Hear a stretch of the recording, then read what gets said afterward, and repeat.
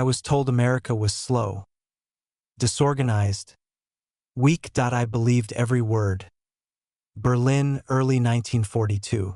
Our intelligence briefings painted the United States as a nation of soft workers and primitive factories. Their automakers built flashy cars, not real machines of war.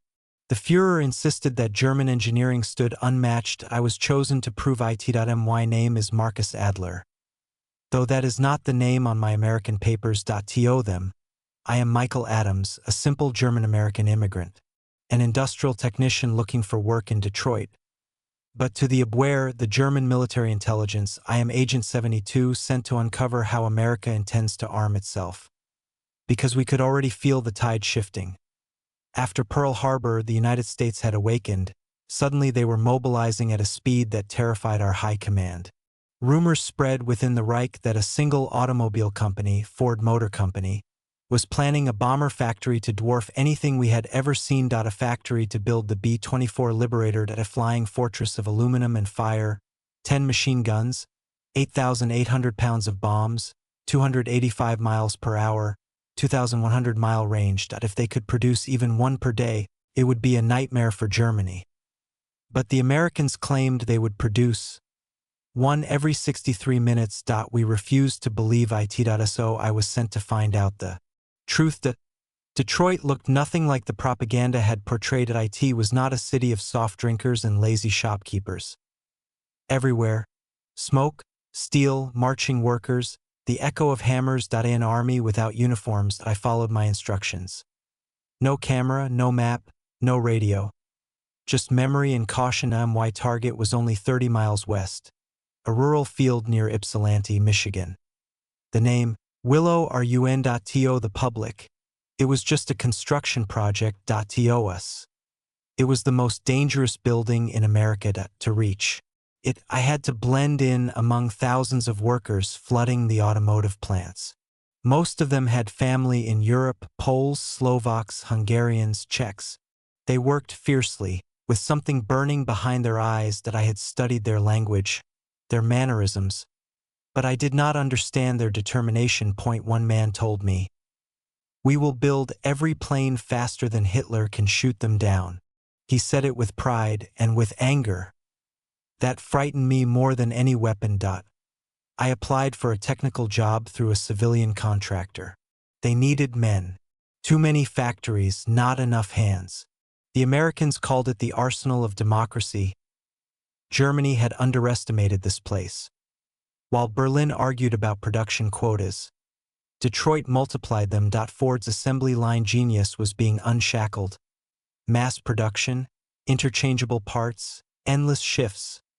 Factories lit up all night like battlefields. Women hammering rivets. Teenagers welding aluminum frames. Old mechanics retrained to build engines of war. No marching band, no indoctrination. Just work. Work beyond exhaustion. By the end of my first week, I understood the danger.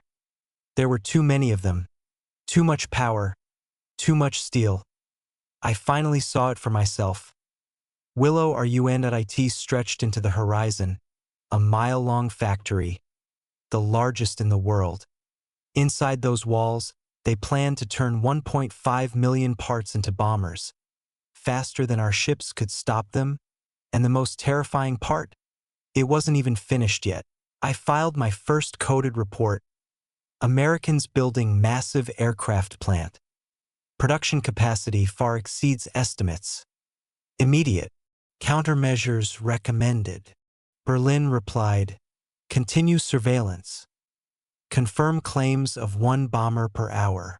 They still did not believe their own intelligence. So I went deeper. I studied train routes delivering aluminum and Pratt & Whitney engines. I counted fuel tankers, rail spurs, supply convoys. I memorized the shifts, the badge colors, the guard rotations. I even learned the faces of the engineers, the geniuses behind the assembly line.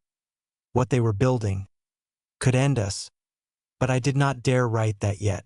Instead, I wrote, Americans are fast, too fast. Night after night, I returned to my rented room. The floorboards creaked like depth charges. Every knock on the door made my pulse jump. Espionage is not courage. It is fear kept quiet. I tore my reports into microscopic pieces, flushed them into sewers, mailed coded summaries disguised as postcards. Back in Berlin, they still whispered that America was weak. But they had never walked into Willow Run. They had never seen thousands of workers marching into a factory like soldiers going over the top. They had never heard the thunder of engines rolling off assembly lines like artillery. They had never watched aluminum wings come alive under sparks that I had.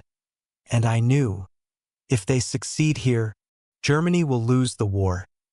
I stared at the unfinished bomber line, a steel serpent waiting to awaken. One banker publicly mocked Ford's plan. You can't build bombers like you build Model Ts. But when I saw crates of pre-cut ribs and stamped panels arriving, I knew he was wrong. They were going to do it. They were going to flood the skies. And there was only one question left. How fast? That answer would haunt the Reich, because what I discovered next, Berlin refused to accept. But it was already too late. This was not just a factory. This was the beginning of the end, and I was standing on the doorstep, watching our defeat being assembled, one bomber at a time. The first completed wing section rolled past me on a Monday morning. The crowd of workers cheered as if they were sending a rocket to the moon. I forced myself to clap, too. No one noticed my hesitation. I hoped it was February 1943. Before this day, Willow Run had been only promises, steel beams, and blueprints pinned to walls. Now it was alive. I followed the newly built fuselage section as it traveled down the line. Motors hummed. Rivet guns snapped like machine fire. The smell of oil and hot aluminum settled into my clothes. I had spent months mapping every corner of this facility. It still overwhelmed me. The building was so long that they had to install turns in the assembly line, because if it had been straight, the workers would have ended up in another county. Only America could build something that outgrew their own land. The Germans believed factories were sacred and precise, small armies of craftsmen perfecting machines. But this was chaos, controlled only by relentless motion. Any part could be swapped. Any worker could step in. No delays. No excuses. That efficiency terrified me. Berlin wanted weakness. I searched for it. And I found some. Engines overheated. Tail sections didn't align. Rivets broke under stress. Ford engineers argued loudly, red-faced, sweating like men in a trench under fire. But instead of stopping, they adapted, they changed tools, they revised techniques, they solved. In Berlin, an engineer would blame a supplier. Here, they blamed time. Because time was the enemy. And they were determined to beat it. American workers carried photographs in their pockets. Sons in uniform, brothers in the Pacific, cousins flying over Europe. For them, the war was not an ocean away. It was personal. One woman told me, "My husband is in the Marines. I promised I'd build a plane that brings him home." She riveted with the speed of desperation. How could we match that? Then, something changed. In late March, production suddenly doubled. The line sped up and didn't slow down. The first fully assembled B-24 Liberator rolled out of the factory doors, silver skin, deadly shape. 4 engines ready to tear open the sky. They named it the Spirit of Willow Run. The factory shook with celebration. Flags waved. Cameras flashed. Henry Ford's son, Edsel, smiled like a general overseeing a victory parade. I stood in the back.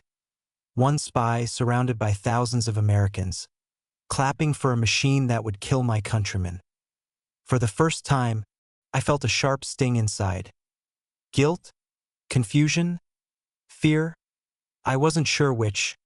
Then another thought struck me. This is only the beginning. I walked the entire length of the line that night, step by step, bomber by bomber.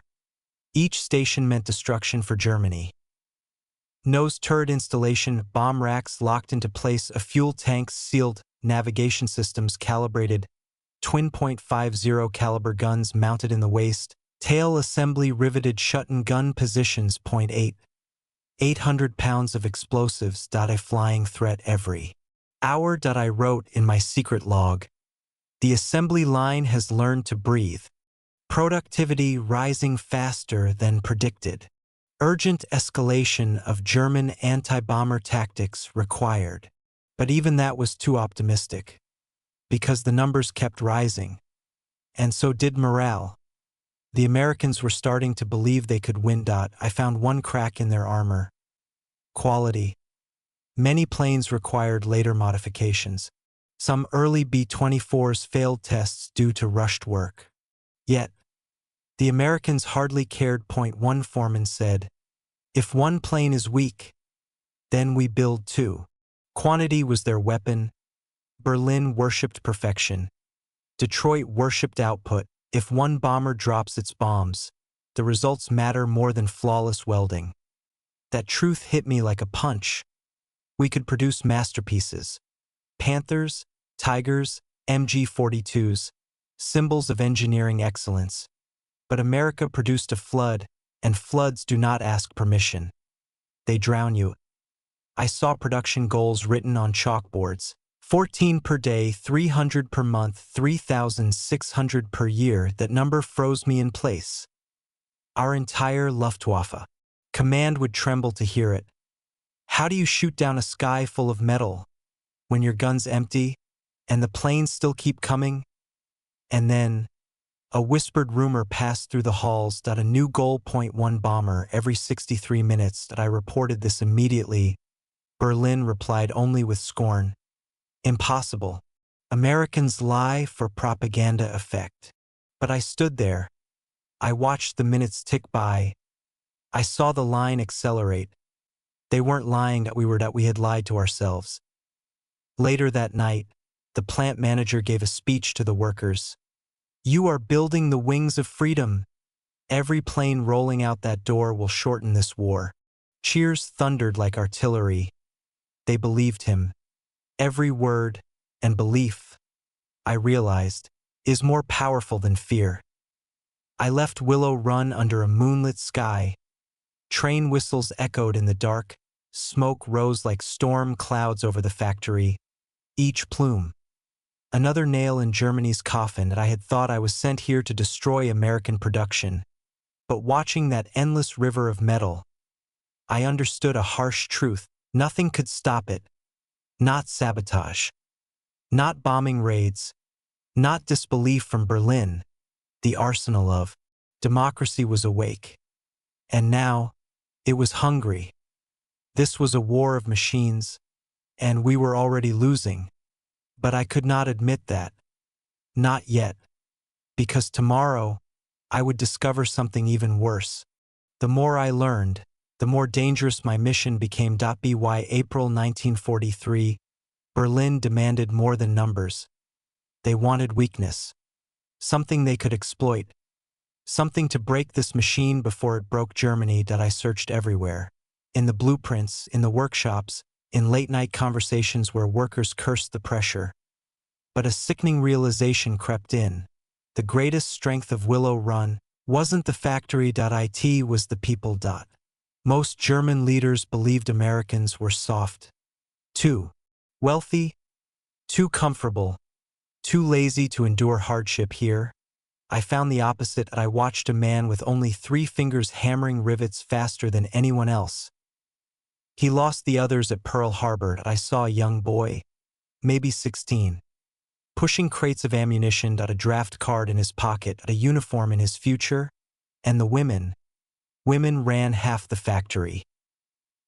Riveting teams of welders, instrument calibration, tire mounting, turret assembly. Every Rosie the Riveter poster was real.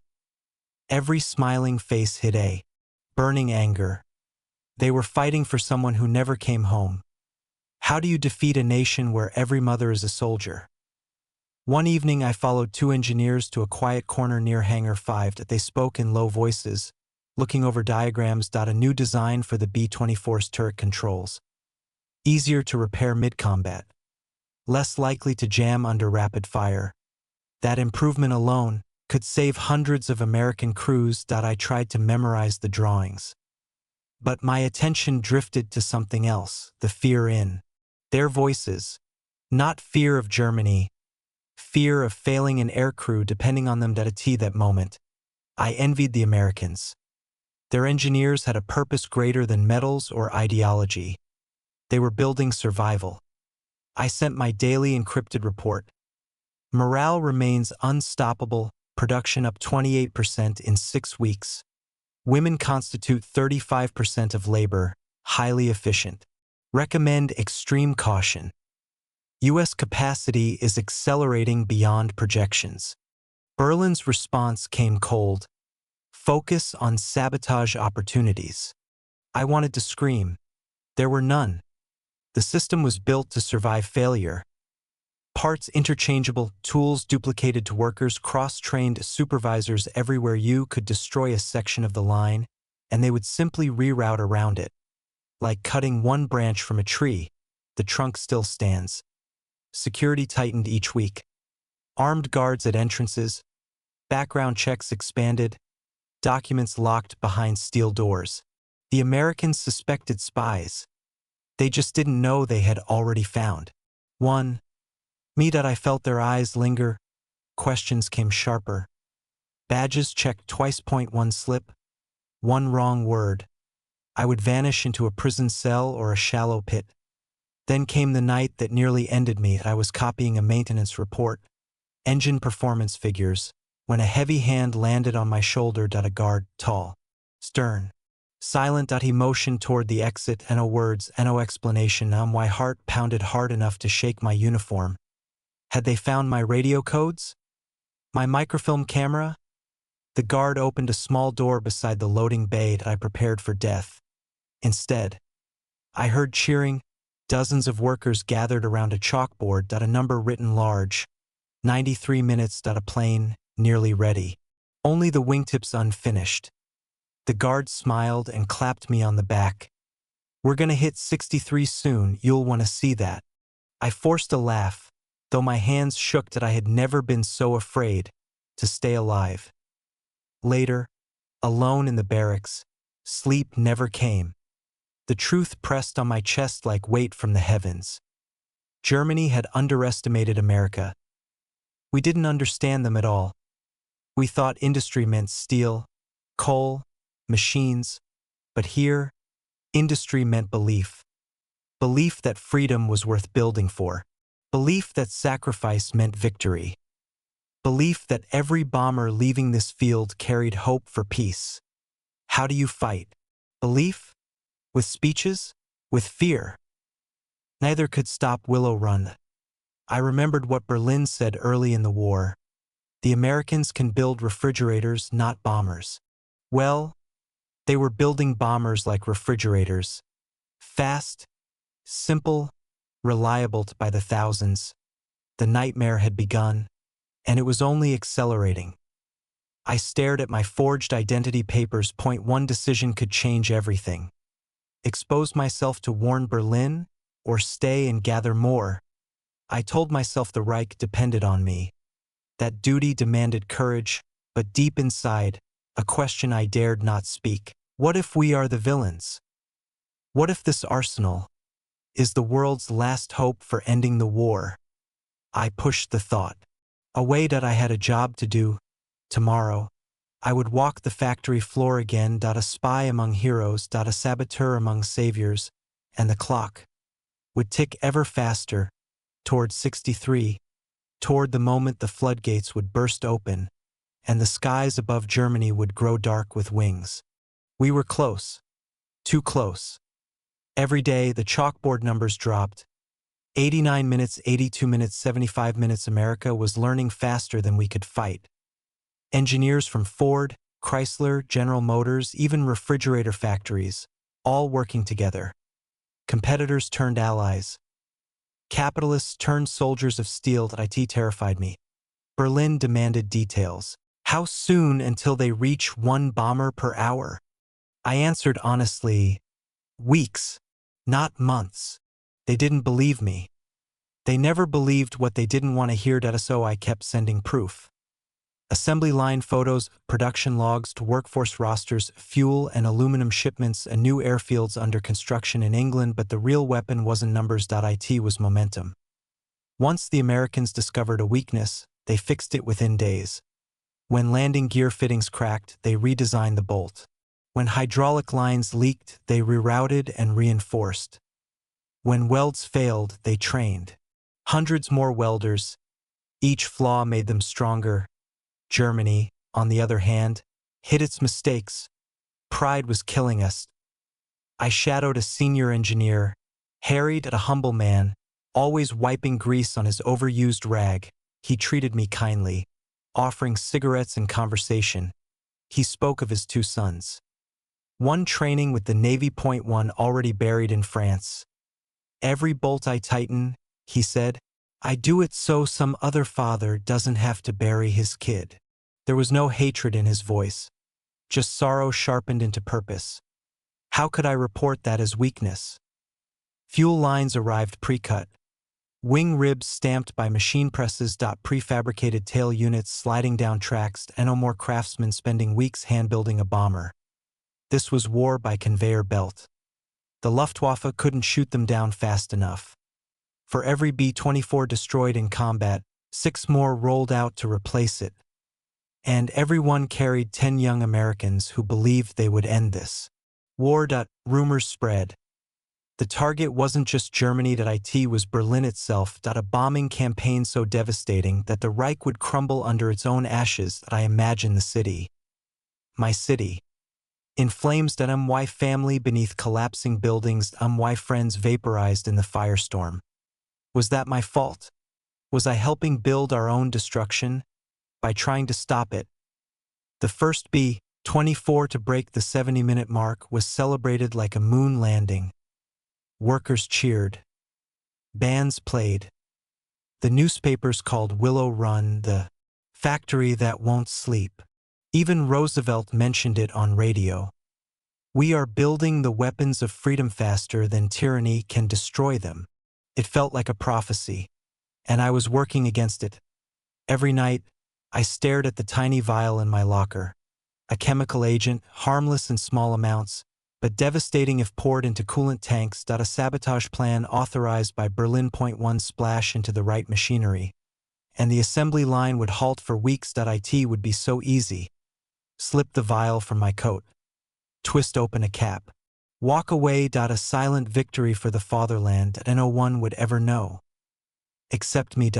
Before I could act, America crossed the threshold. A crowd gathered at the chalkboard. Men and women packed shoulder to shoulder.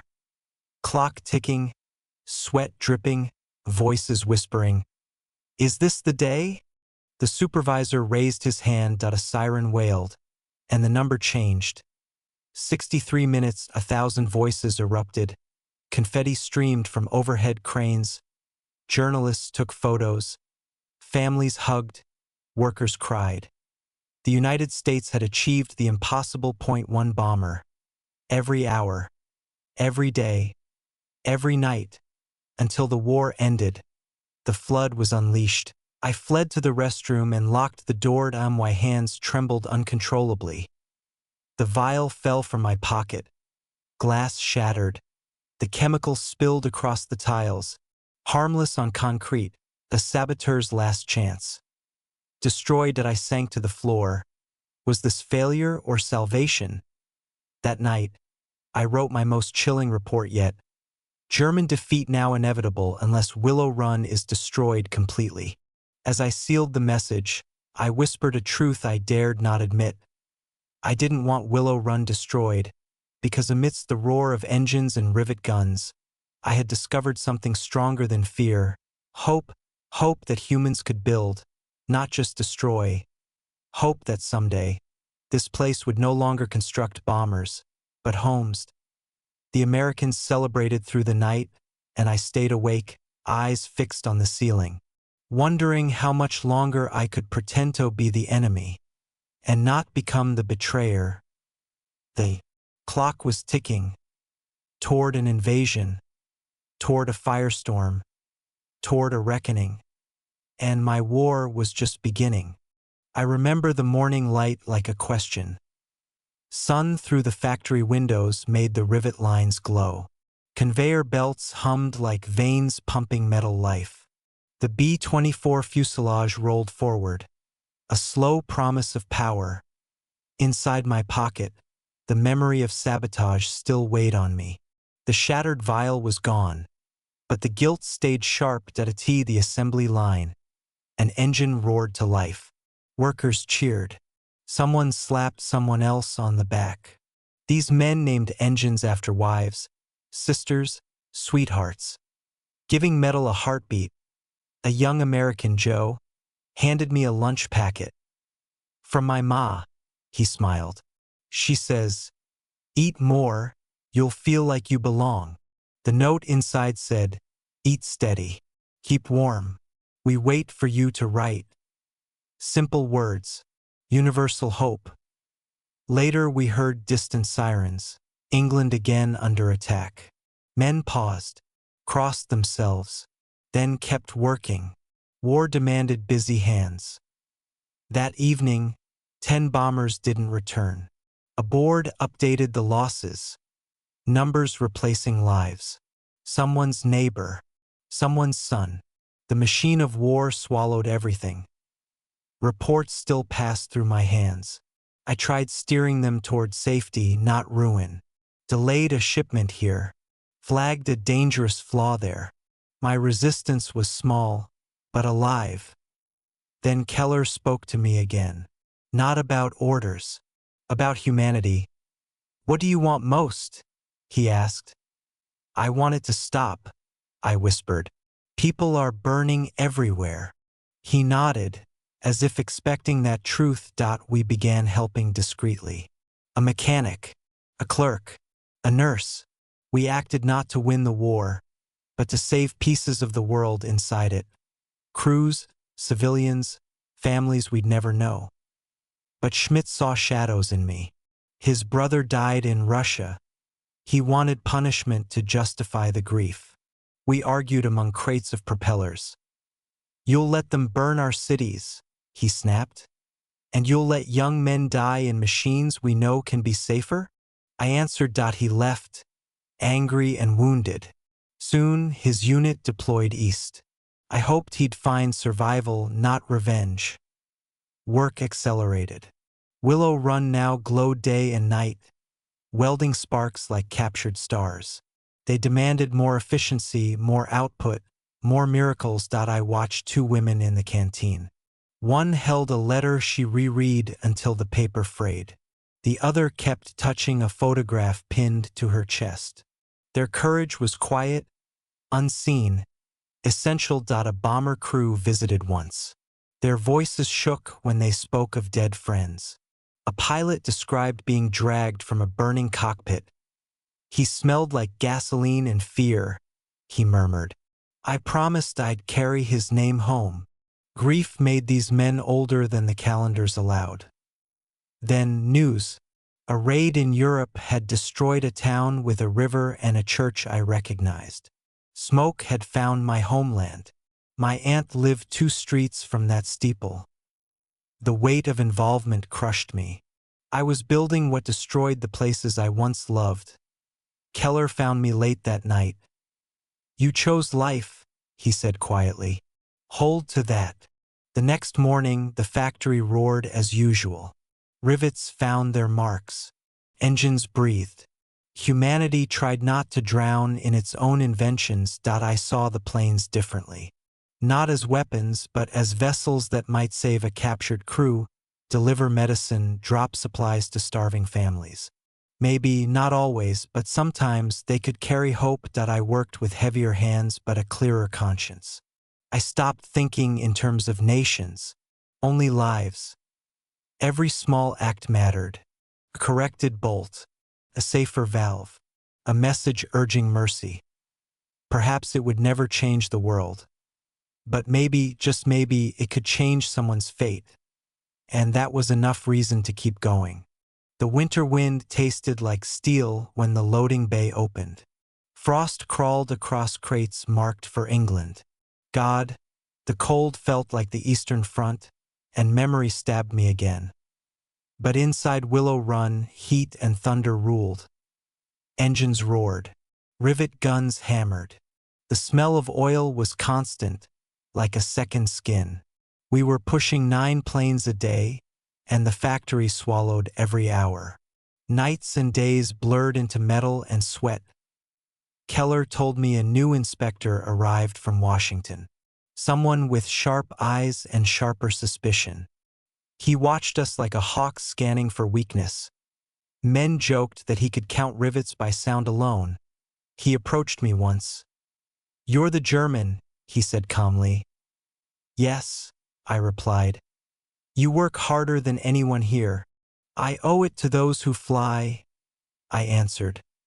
His stare lingered long, searching for treason in my breathing. But he only nodded. Good.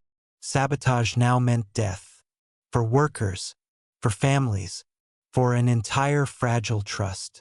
So I hid the resistance deeper. No more reckless acts. Only guidance toward safety that I advanced to engine diagnostics. Responsibility. Trust. Danger point one morning. A crew returned from overseas. Their bomber was shredded by cannon fire. The ball turret hangar was empty. Its gunner lost over Bremen. His friends carried his helmet like a ghost. Their pilot addressed the workers. "You saved us," he said. "If this engine failed, we'd be in the channel." He pointed at the serial number. It was mine. My knees nearly buckled. That night, I sat outside as the factory breathed fire into the sky. I thought of the gunner's mother. She wasn't saved. But 3 fathers, 2 brothers, 1 newlywed lived. The war was never simple. Salvation and death rode the same wings. Germany had taken everything from Europe, and Britain, and the defenseless, and my own innocence. If I could keep any more sons alive, then let the engines run. Patton's army needed more B-24s. The inspector pushed speed beyond sanity. Over 98,000 workers rotated shifts, filling the aisles with fatigue. Willow Run became a human river, no one allowed to slow. Joe fell asleep at his station once, drill still spinning in his hand. When he woke, he apologized like a child afraid of punishment. "We're all tired," I said. "Don't let them turn you into a machine." He grinned weakly. Too late. Rumors spread. A captured German agent confessed there were spies inside multiple factories. Fingers pointed. Trust dissolved. Paranoia sharpened every conversation. One afternoon, Keller pulled me aside. "2 men disappeared last week," he whispered. "Arrests. Quiet ones." I swallowed air that suddenly felt too thick. The inspector's glance burned hotter now, not admiration. Calculation. I worked faster. Straighter. Without pause. Fear and duty marched together. I end the cafeteria.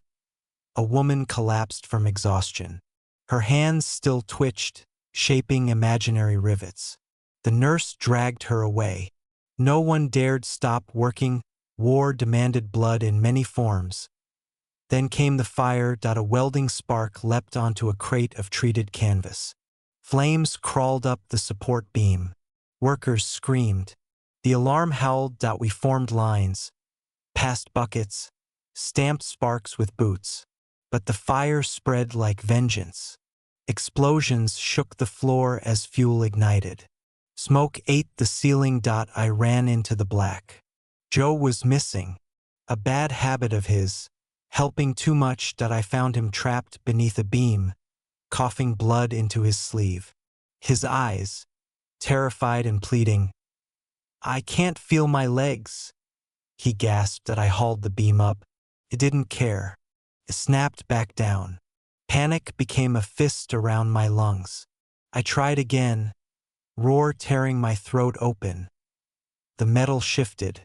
Keller appeared beside me. Together, we dragged Joe into the cold air outside. He clung to me. "Thanks, friend." That word cut the deepest. Fire crews arrived. The blaze died, but not before it took 2 lives and burned 3 aircraft. The inspector confronted the supervisors. If this happens again, men fighting overseas will pay for it. We returned to work the next day. No time to grieve. No room for weakness. War did not mourn. But in the smoking ruin, I found a truth that hardened into bone. I was no longer the man who stepped off the train in chains. That I belonged to the people who pulled friends from fire, not those who threw the world into one. The inspector approached me again later. "You saved a worker today," he said. "One of many?" I replied. That he placed his hand on my shoulder. "I thought I understood this war," he murmured. "But you remind me, it's still about people." His suspicion faded. A fragile peace. Keller examined the new blueprints with me that night. Stronger wings, reinforced bomb racks, life disguised as a weapon. "Can you keep up?" he asked. "I must," I said. The machines groaned alive once more. Sparks flew like stars being hammered into existence. Tomorrow, more planes would rise. More sons would come home who otherwise would not. And I would keep going, not as a spy, not as a traitor, but as a man who had learned the most important lesson of war. Saving lives is the only victory worth fighting for. The snow melted into spring, and the air inside Willow Run turned thick with heat and hope. Production targets climbed to impossible heights. But we weren't machines. We were men and women carrying the war on our backs. By March 1944, Ford pushed us toward a new miracle. One entire B-24 every 59 minutes. An aircraft of 1.5 million parts, rolling out of the line faster than the German army could destroy them. This was America's counteroffensive. Not with bullets, but with bolts. One night, Keller showed me a newspaper headline. "Berlin fears American industry more than bombs." He laughed quietly. I didn't, because it was true. Factories like ours were the real front lines now. Sometimes I stood at the runway and watched the newly built Liberators taxi out.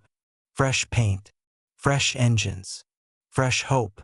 Then they climbed into the clouds, leaving us behind with the anxiety of questioning. Did we build them well enough? Would those men return home alive? No soldier hears our names, but our fingerprints cling to every rivet that keeps wings attached. Meanwhile, suspicion still hunted in the shadows. The FBI visited every 2 weeks. 2 more workers were taken away, one for careless words, another for reasons we never learned. The inspector always watched. Even when he trusted me, the war didn't point. One day, the factory manager gathered us. "We need volunteers for a special field test. Frontline conditions." Keller nudged me. "That's your chance." They needed someone who understood German aircraft. Someone who knew how a fighter would tear into a bomber's hide. I stepped forward. The test took place near a Michigan base. A B-24 stripped of bombs and ammunition rolled onto a grass field. Engineers placed rows of sandbags around key engine components. P-47 Thunderbolts circled overhead. This was no exhibition. It was planned destruction. We ducked into trenches. The P-47 banked low, guns flashing. Tracers slashed the air. The Liberator's skin peeled open like paper in places. Dead metal that once would have protected beating hearts. Screams echoed inside my skull.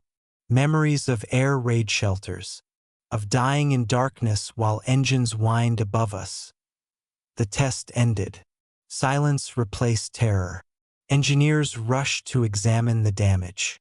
I forced myself toward the shredded wing. The inspector joined me. "Well?" he asked. I placed my hand on the torn aluminum. The heat from bullets still lingered.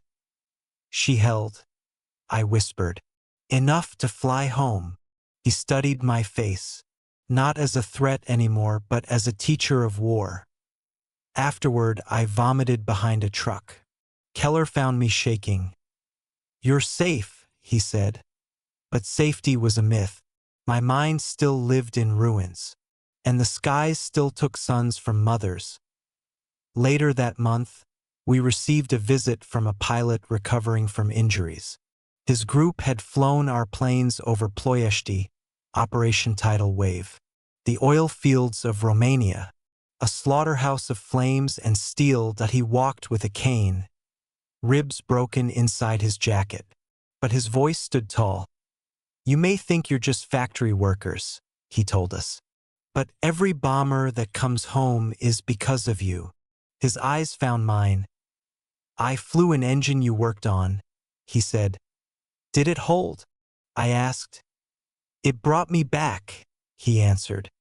Then he placed something in my hand, a cloth patch of his unit's insignia that I stared at the symbol, proud, strong, alive. Suddenly the war wasn't distant. It wasn't strategy or maps. It was the breath in this man's lungs, a breath we had preserved. Days blurred into weeks, weeks into more aircraft. Every time metal rolled off the line, we cheered, not because of numbers, because every plane was one more chance for someone to live. But the demands of war sharpened further.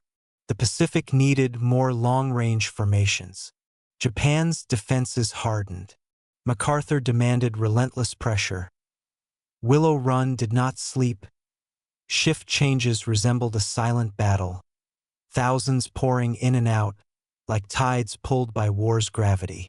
The cafeteria served 50,000 meals a day. Half of them tasted like fatigue. Joe returned on crutches, his legs healing slowly. He insisted on continuing assembly work. No one argued.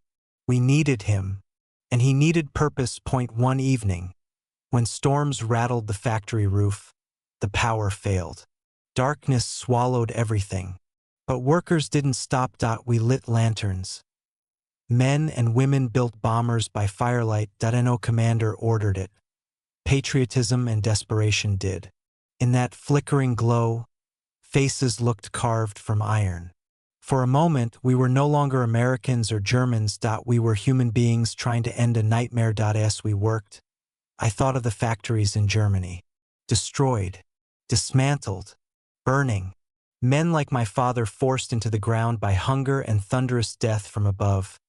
Here, we built protectors. There, they dug graves. War always chooses a side for you, and I realized mine had already chosen me. Production climbed again. One bomber every 57 minutes. The inspector summoned me one night. "You understand what these numbers mean?" he asked. "They mean the war may end sooner," I replied. He nodded. "And fewer coffins will return home." Then he handed me a piece of paper, my official clearance status restored. My past no longer chained around my throat. "You've earned your place here," he said, and I felt something break inside me, a weight I carried since capture. Freedom didn't always come from victory.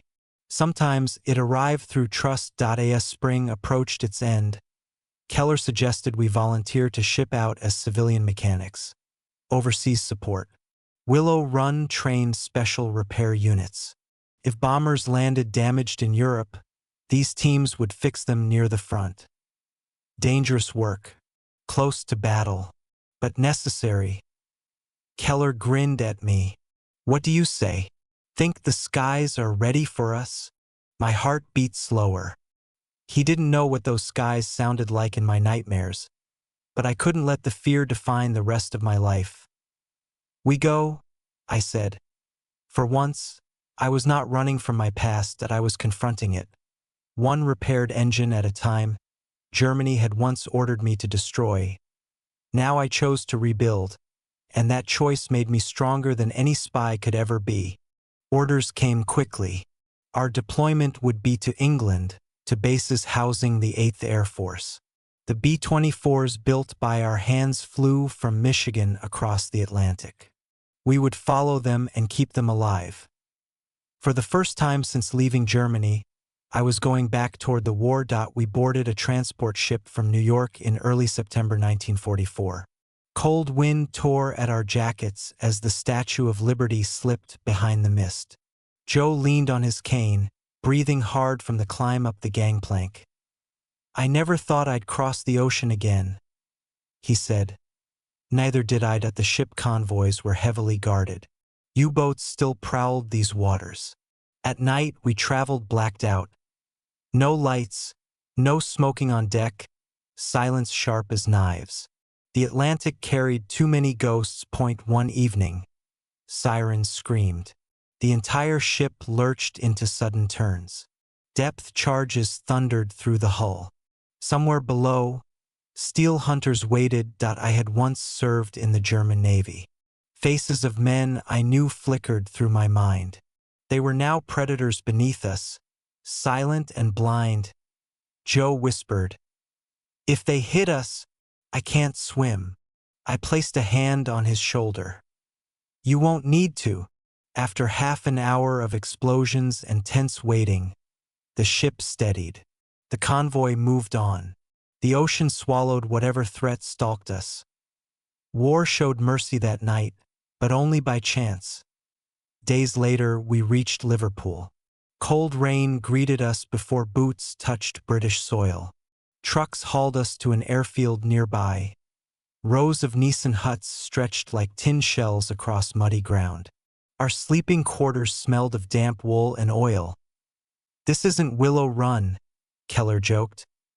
"No," I said. "This is real." The first damaged Liberator arrived the next morning. It landed on 3 engines, the fourth a twisted wreck of metal and scorched wires. Yet it flew far enough to return. We rushed out to inspect it. Bullet holes lined its wings. The fuselage was torn open near the waist gunner's window. Blood stained the metal inside. The pilot stepped down, limping. "Fix her," he told us quietly. "She's all we've got." This was not factory work anymore. This was triage. We were mechanics and surgeons. Every bolt mattered.